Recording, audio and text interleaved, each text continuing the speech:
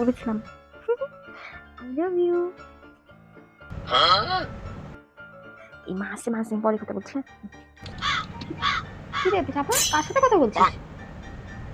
কই কেউ না তোমার?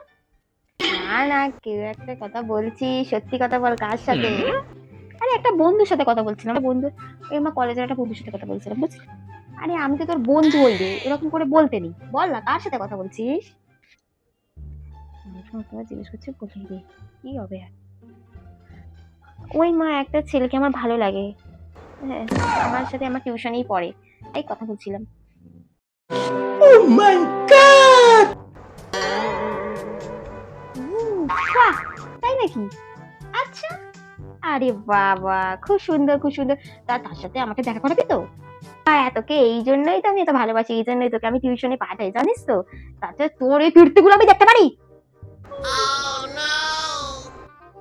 দেখাচ্ছি মতো তোকে, আমি দেখ আমি কি করি। দেখা করবি তো? দেখালো কোনটা মূলে পড়বো, তুই আমার মেয়ের সাথে কেন ঘুরছিস? কেন ঘুরছিস? মেয়েটা না কোনো কমে না কোনো যোগ্য, কিচ্ছু পারে না, তার সাথে আবার ঘুরছিস। আর তোকে এই জন্য আমি টিউশনে পাঠাই, তো আজকে আসুক তোর বাবা, তোর বাবাকে বলবো না, সব বলবো তোর বাবা, সব বন্ধ করে দিবি, দেখ দেখি। এই জন্য আমি টিউশনে পাঠাই। হায় হায় ভগবান, কি করলাম আমি? এই জন্য আমি মেয়েটাকে পড়াশোনা করিয়েছি, ছেলেদের সাথে প্রেম করে বেড়াবে, খালি আমাদের টাকাগুলো ধ্বংস করতে প্রেম করছে।